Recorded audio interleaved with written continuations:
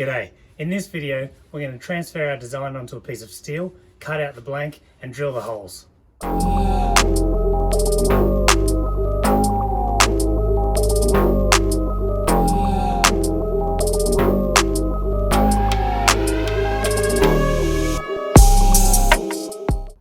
So up till this point, I've always just made one knife at a time, and it takes me a month to make or so. I only get a couple of hours a week in the shop. So what I thought I might do this time is make a bunch of knives all at the same time. So here are the knives that I'm making. I'll just quickly take you through them. So what we've got is my take on a Japanese deber, small deber. Full tang, it's not a hidden tang. It's just kind of my design on it. We've got a peeling knife, a pretty standard paring knife, a utility knife, it's quite a small utility knife, a camping knife. I'm doing two of these same ones, and then we have two sort of camp whittling knives that I'm making for the kids, and I'm going to try as hard as I can to get two of them from this tiny piece of steel. One smaller than the other. For this video, I'm going to concentrate on transferring these designs to this steel and cutting out the steel with an angle grinder, also with a bandsaw, and then grinding the profile. I've already done these three knives, so I'm going to grind the profile on those three plus these two. What's great about doing all of these knives at the same time is that I can design each one differently, use different scale materials, do some different grinds, different techniques on each one, and learn a whole bunch of stuff in a shortish period of time. As part of it, I'm going to be doing some resin molding, using different woods, see how they react, doing flat grinds, doing Scandi grinds. So I'm going to do a whole bunch of different things to these knives, and hopefully that'll really up my game and we can learn a lot in the process. Okay, so for this, because this is such a tiny piece of steel, I'm really just going to have to maximize the real estate that I use. I might even just need to slightly change the geometry of the top of the handle of both. It'll just very slightly be a little less curved. Then once you've got the placement, hold it down and draw around with a Sharpie. Now there are so many ways you can do this. You could obviously just use a pencil or a Sharpie. You can also use Blue Engineers layout die, this stuff here, and this is fantastic for layout, but I've used it a few times and actually prefer some sort of Sharpie texture arrangement. This thing here, this fat Sharpie, which really gets into the corners, is fantastic. It's a little bit like paint in a way, but instead of having an offset, which you often get because the Sharpie tip is quite thick, it doesn't get all the way up to the edge. Instead of that, this thing really gets right up into the edge. So I'm just going to go around both knives and finish that off.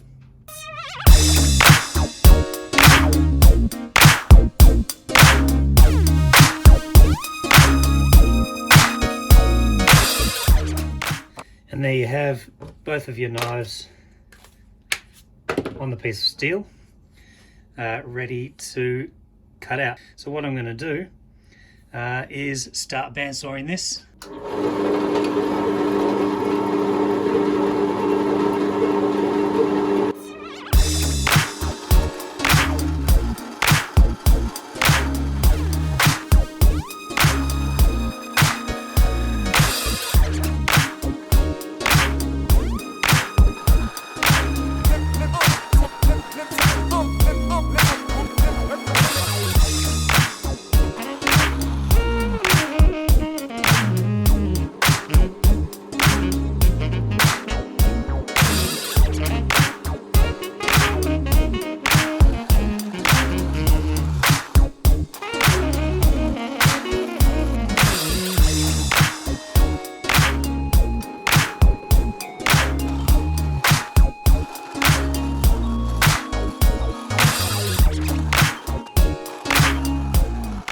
So that's really it. 2 blanks cut out very roughly on the bandsaw. You don't need to worry about the details when you're cutting on the bandsaw.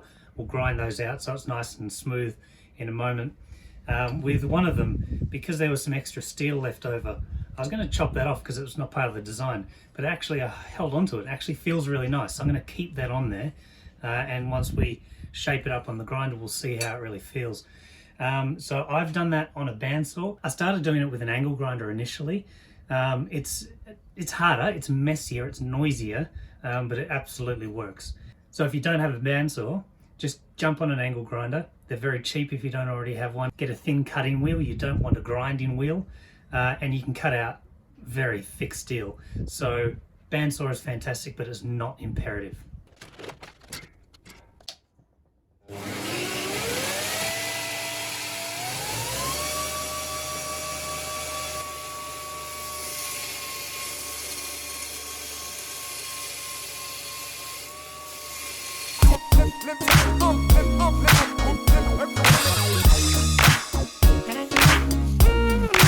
So I don't have a small contact wheel or any accessories for my grinder.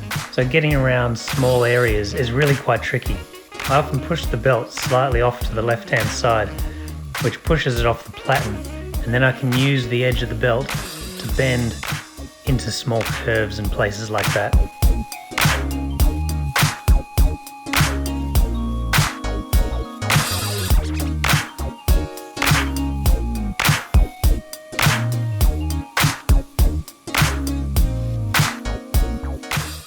So I've roughed out the blanks with a 36 grit, but now I'm going to move on to a higher grit just to get some of the burrs off, clean it up a little bit so there's less sanding to do later. So I usually go up to about a 100 grit roughly, 120 maybe. So if I go from here 32 up to a 60, maybe up to 120, we'll just see.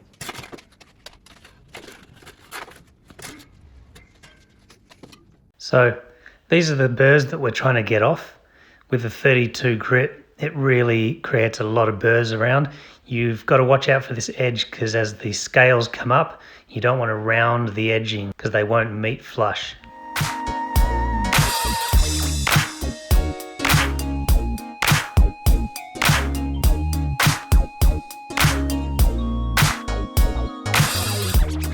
So we have all the knife blanks ground out.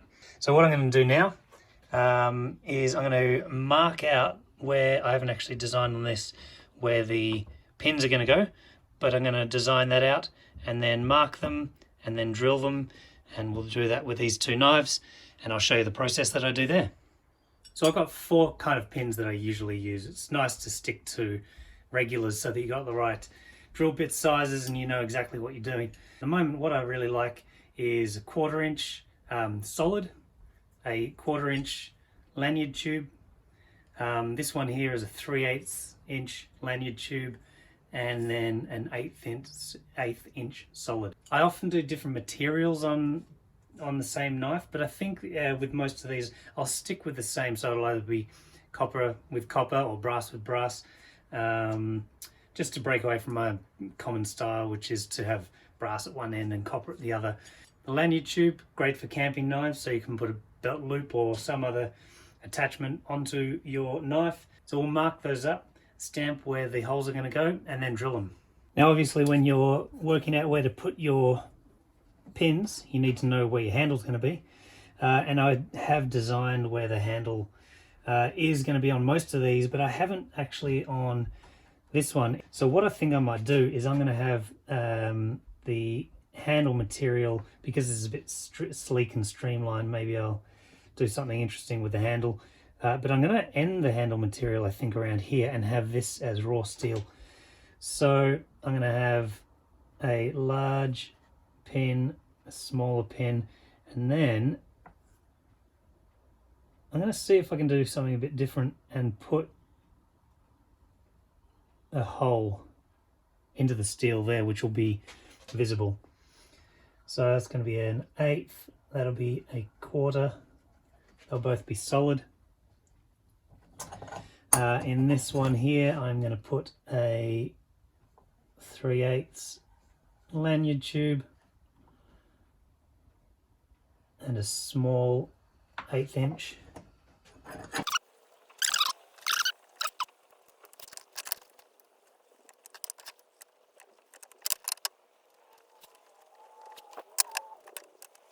So now we like to mark the holes with a center punch, and that's because as you're using the drill press and the drill is coming down onto the steel, the bit has a tendency to walk around as it's trying to find its spot. So using a center punch, we can create a divot where the bit, when it's coming down onto the surface, will find it perfectly and it won't walk around.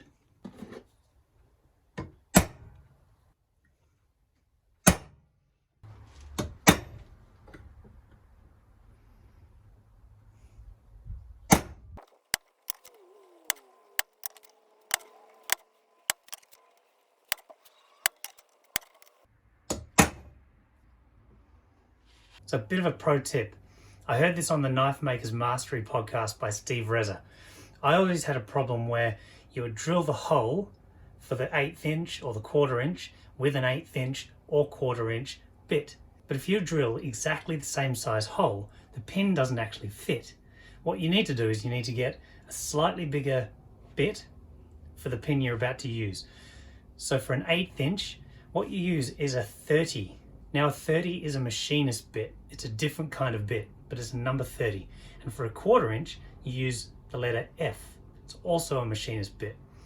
Now, if you can't get your hands on an F, which I couldn't, I'm using a 6.5 mil. Now a 6.5 mil, I think, is maybe just a hair off of an F, but it works really well. So for a 1/4 inch, use a 6.5 mil or a letter F. For an 1/8 inch, use a number 30.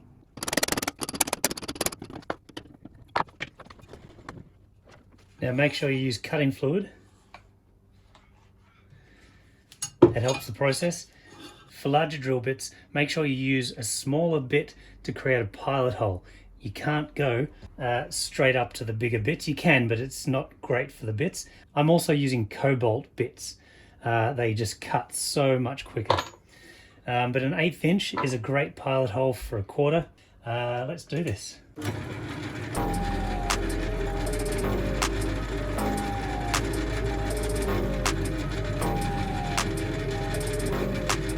Now you can tell if it's the right speed when you see the steel coming off of those nice ribbons. And just don't push too hard. Just let it drop.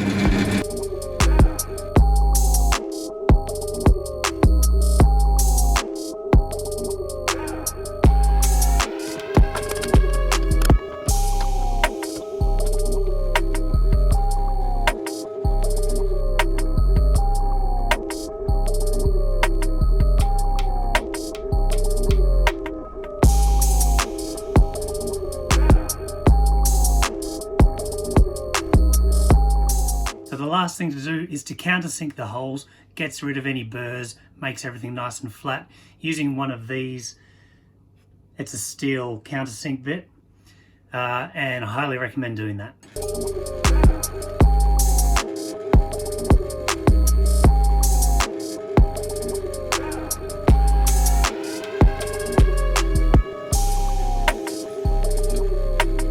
make sure you countersink, you can see the burrs on there. Make sure you countersink both sides.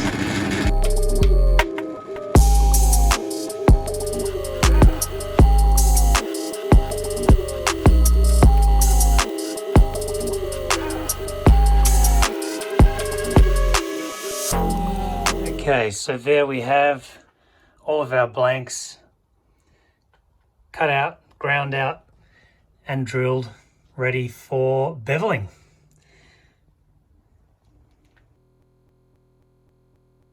Thanks for watching. I hope you got something out of this. The next video will be about beveling, all the challenges, the belts, everything that you need to know. So look forward to seeing you then. So if you got anything out of this video, please like and subscribe, and I'd love to hear from you. So please leave a comment.